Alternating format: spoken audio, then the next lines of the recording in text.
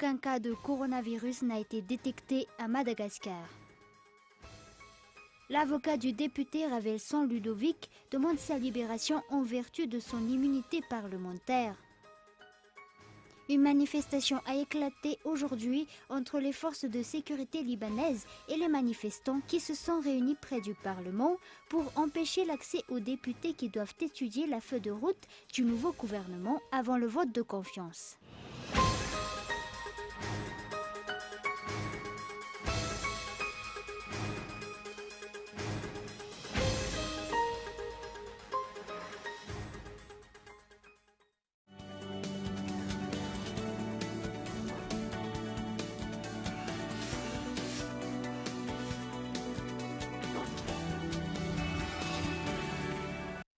Geox, Puma, San Marina, Unisa, Tamaris, Guess, Minelli, JB Martin, Adidas, Fossil, Asics, New Balance et Ralph Lauren.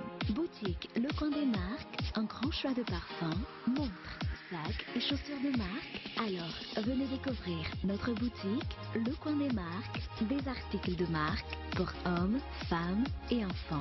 Le Coin des Marques, à Faravouch, téléphone 033 71 848 68.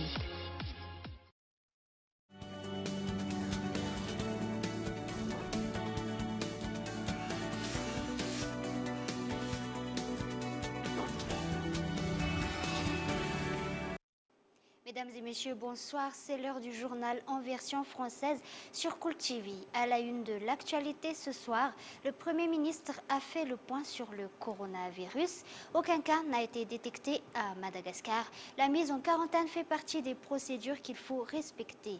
Le chef du gouvernement a également fait savoir que la préparation des négociations pour les Noussi Malagas se poursuivent. Les détails dans ce reportage signé Ounnessen. Le Premier ministre a été clair, il n'y a aucun cas de coronavirus à Madagascar, contrairement à ce qu'on dit sur les réseaux sociaux. Toutefois, le pays est en phase de préparation pour contrer l'entrée de ce virus. La mise en quarantaine pour une durée de 14 jours est nécessaire pour prévenir cette épidémie. Il n'y a aucun cas de coronavirus à Madagascar. On doit quand même se préparer, car il vaut mieux prévenir que guérir. Le Premier ministre a également rappelé que les négociations des Nous Malagas sont toujours à l'ordre du jour et ne s'arrêteront pas tant que les objectifs ne seront pas atteints.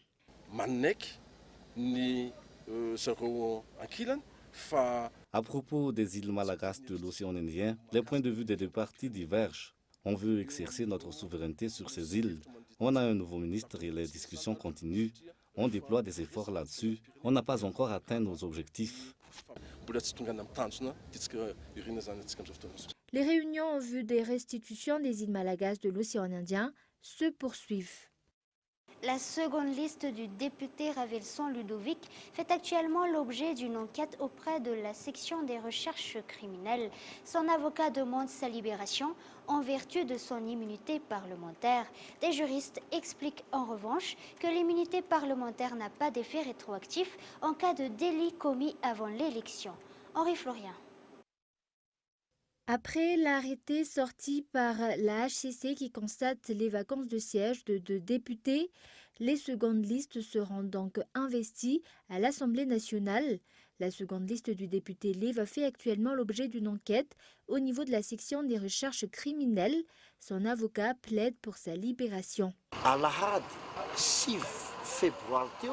Ma cliente, qui n'est autre que l'épouse du député, a été arrêtée à son domicile dimanche dernier. Elle fait actuellement l'objet d'une garde à vue. Or, on pense qu'elle doit d'ores et déjà bénéficier de l'immunité parlementaire. On doit suivre les procédures car elle est déjà un député. L'immunité parlementaire s'applique aux députés en plein mandat, c'est-à-dire que l'immunité n'a pas d'effet rétroactif et ne s'applique pas aux délits commis avant le mandat du député.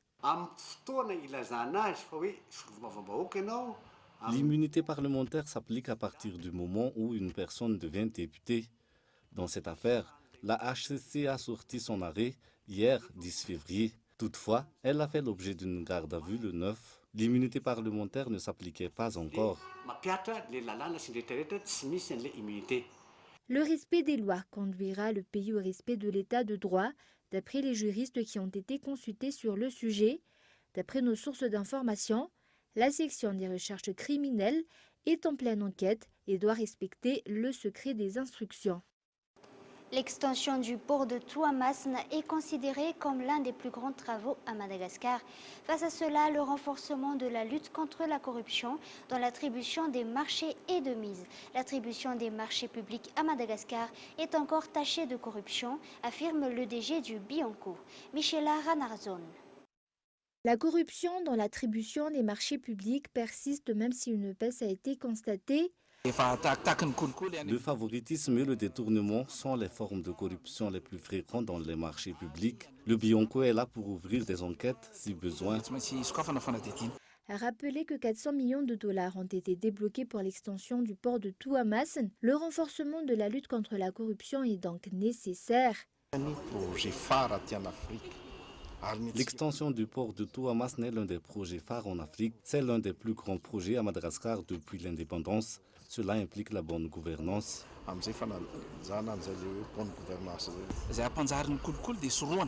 Bien évidemment, il faut lutter contre la corruption. On va voir comment on va procéder concrètement. Car si jamais la JICA détecte une corruption, elle va retirer son financement. La première phase de l'extension a débuté en 2018 et va bientôt se terminer, tandis que la seconde phase se terminera en 2026. Pour lutter contre la corruption, des agents de la Société du port à gestion autonome de Touamassn ont bénéficié d'une formation qui a débuté aujourd'hui et qui va durer 4 jours. Passons maintenant à un tout autre sujet. Le paiement des salaires des fonctionnaires ne sera pas délégué à une entreprise privée. Toutefois, le paiement va connaître une amélioration, a affirmé le directeur général du Trésor, Ouna Sain. Le directeur général du Trésor a apporté des explications par rapport au paiement du salaire des fonctionnaires. Ce responsable a avancé qu'il a eu l'intention de réorganiser le paiement des salaires des fonctionnaires, mais aucune décision n'a été conclue. Aucun contrat n'a été conclu pour l'heure. Les tâches du ministère des Finances ne devront jamais être externalisées car cela révèle des attributions régaliennes de l'État. L'examen des dossiers à cet effet s'est achevé au mois de décembre dernier. Il se pourrait donc qu'il y aura des collaborations avec des entités externes à l'État, mais les fonds qui seront maniés est celui de l'État. L'objectif est de faciliter le paiement. Les responsables au niveau de la commune urbaine d'Antananarive ont démenti les amendes qui seront infligées aux marchands ambulants. La propagation des fausses informations et la déstabilisation ne sont pas acceptables, dixit les responsables de la commune. Henri Florian. Les amendes à payer par les marchands ambulants ont fait le tour des réseaux sociaux hier. La commune urbaine d'Antananarive a nié l'existence de cette amende.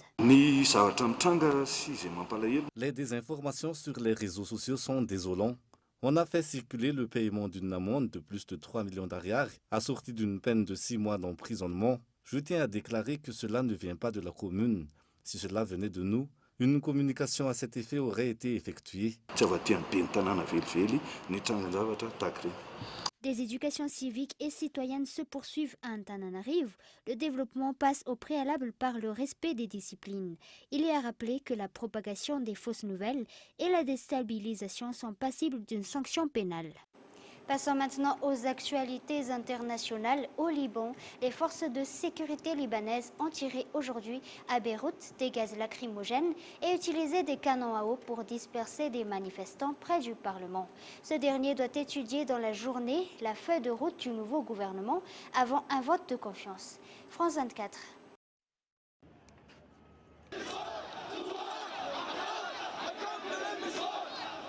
Armés de gaz lacrymogène et de canons à eau, les autorités maintiennent les manifestants à distance du Parlement. Objectif, garantir l'accès des députés et des ministres au bâtiment. Les hommes politiques érigent des murs contre nous, ils appellent les forces de sécurité. Tout ça montre qu'ils sont terrifiés par la révolution. La volonté du peuple est claire, la révolution est plus forte que le pouvoir. Mobilisés depuis le 17 octobre, les protestataires réclamaient un gouvernement de technocrates indépendants des partis politiques. Il rejette l'équipe formée par le nouveau Premier ministre Hassan Diab, soutenu par le Hezbollah chiite et ses alliés. Le gouvernement devra faire face à un défi de taille. Le pays vit sa pire crise économique depuis des décennies. Depuis le début de la contestation, la livre libanaise s'est effondrée face au dollar. La moitié de la population active pourrait bientôt se retrouver sous le seuil de pauvreté. Toujours dans l'actualité internationale, des foules importantes ont participé aux cérémonies du 41e anniversaire de la victoire de la révolution islamique. Dans un petit village près de Paris, des partisans de la République islamique se sont réunis pour revivre ce souvenir. Les images de France 24. Foule inhabituelle dans ce quartier pavillonnaire de banlieue parisienne. Depuis 40 ans, le 2 février, des partisans de la République islamique se réunissent pour commémorer le retour en Iran de l'ayatollah Khomeini. Les contrôles de sécurité sont obligatoires avant de pénétrer dans la tente.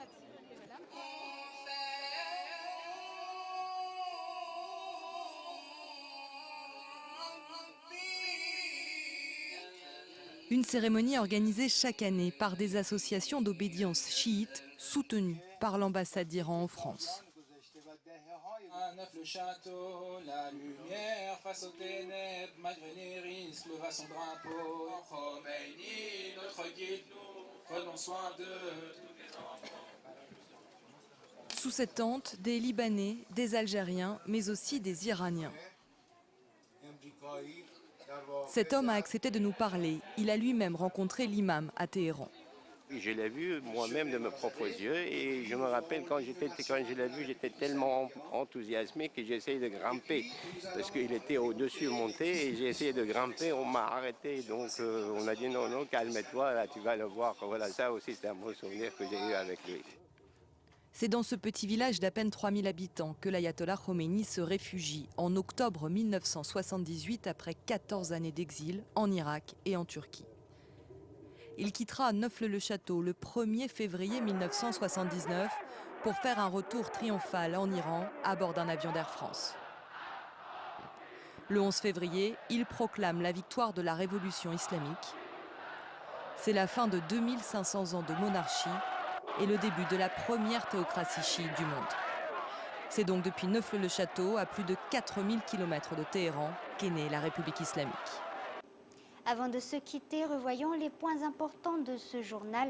Aucun cas de coronavirus n'a été détecté à Madagascar. L'avocat du député Ravelson Ludovic demande sa libération en vertu de son immunité parlementaire.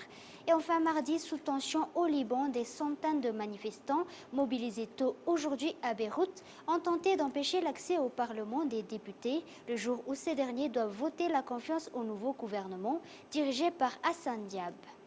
C'est la fin de ce journal. Merci de votre attention. Au revoir.